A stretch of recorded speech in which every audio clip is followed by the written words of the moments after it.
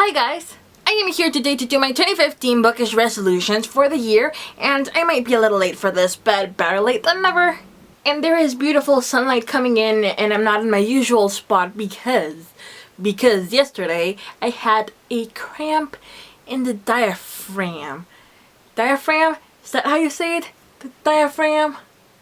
It is by far the most horrible experience of my life. I was crying in pain and I was on the floor because I fell and they thought they had to call an ambulance, and I was like, don't call the ambulance! And they couldn't get me off the floor because I couldn't stand up, and somehow they managed to get me to the bed where I was just lying down because I could not move my head or my body for that fact. And then my doctor came because he's a beautiful man and he was like, it's a cramp.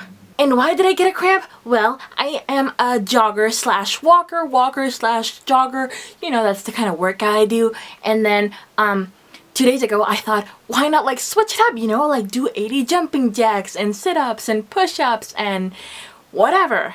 And my body just reacted badly to it, so I was just in pain yesterday. And like I said, I couldn't move, and I'm still in pain right now. I'm still on the bed because I can't leave the bed for a couple more days. But pain has never stopped me from making a video, so I'm gonna do that. So let's talk bookish resolutions. My first resolution is reading more books from a certain author. I've never read many books like from one author. If I read a novel that I really like, I don't usually go and be like, I'm gonna read all of the work by this author. Except Courtney Summers, she's amazing. But still the most I've read from one author is 5 books, and it's Stephanie Meyer, and that's it. And lately I've been reading books from Brandon Sanderson, and I'm reading the Mistborn trilogy, which is I believe it's going to be 6 books total. So far there's 4, and I've been so in love with it and with the writing style and everything, world building, that I went ahead and bought Steelheart and and oh my god, I forgot the name. The Stormlight Archive series. There's 2 released right now, and I have both of them up in the shelves. So I've really made it my task to read a lot more about one author, and I'm excited just to see all of the many works from him. So I thought I would do that with more authors. Apart from reading all the work of Brandon Sanderson, I would really like to read the work of Rick Yancey. He's a great author and has many novels that I'm just so interested in reading. Also V.E. Schwab, or Victoria Schwab, who's an author I've never read anything from, but I remember when The Near Witch came out, I was so obsessed with it, and I wanted to read it so bad, and I won it in a giveaway, but it never arrived, so they never actually sent it. And I was just so frustrated, and I wanted to read it, and then she released the archive, and everyone was talking about it and how good it was, and I was like, oh my god, I want to read something from her. And I've decided that this year I'm going to read something from her. I really want to read something from her because they all seem like really good books, and I would love to dive into her work.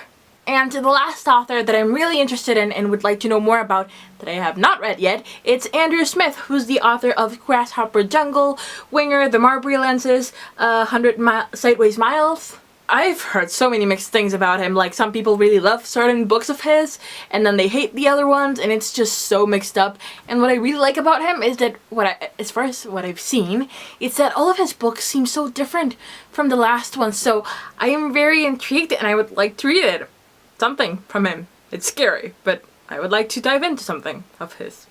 My other bookish resolution is to read diversely in terms of genres, because I've always been one to read mainly contemporary books, but since I discovered Brandon Sanderson and started with the epic fantasy genre, I discovered that that's my dog snoring, I'm sorry, dog.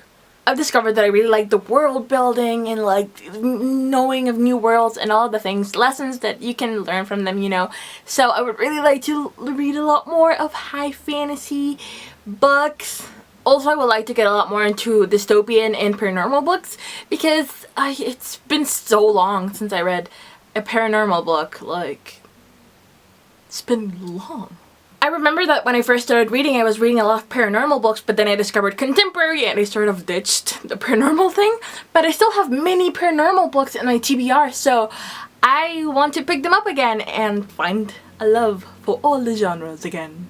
Another bookish resolution that I have is to read a lot more graphic novels. I read Through the Woods by Emily Carroll, and I really liked it. It was such a different experience, and I really enjoyed it. The only thing is that I think they're kind of expensive because if they taste, they cost the exact same as they can cost the exact same as a hardcover book, and I'm like, a hardcover book of, let's say, 300 pages may take me a couple of days to read, and it's gonna be a great experience, but a graphic novel, even though it's going to be also an amazing experience, it's going to take me like an hour. And I think we've established already that I am quite the cheap person when it comes to buying books, but my budget is very limited when it comes to book buying, you know, especially because I have so many books already sitting in my shelves waiting to be read. So we will see how the graphic novel thing goes, and hopefully I will be reading a lot more about it, because the illustrations are so beautiful and the work is just so magnificently done, and yeah, I want to read more. And last is to not waste time on books that I'm not really liking, because I think I did a pretty good job on 2014 on this area, because I used to really push myself to finish books that I wasn't enjoying just for the sake of finishing them. And I was like, why am I wasting time with books that I don't like when there's so many other books that are waiting to be read that I just might enjoy? Make sense? I mean, as much as I would love to, I'm not gonna live forever, and I can't read all of the books in the world, so I'm not going to stop and keep wasting time on a book that I don't like. And I know the living forever thing sounds kind of dramatic, but I can feel myself growing up. I've been growing up. It's fun.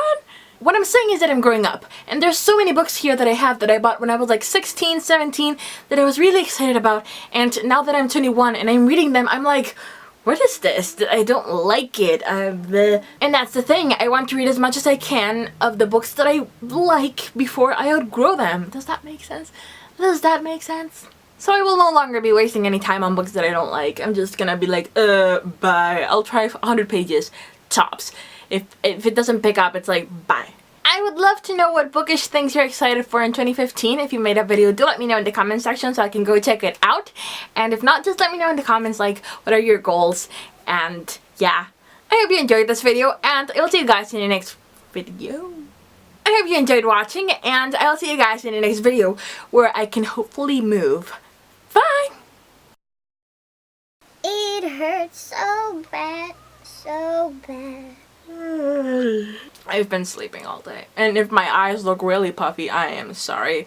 But I cried so much yesterday. It was so painful. But I think they look really small today. Even though I painted them, they look small.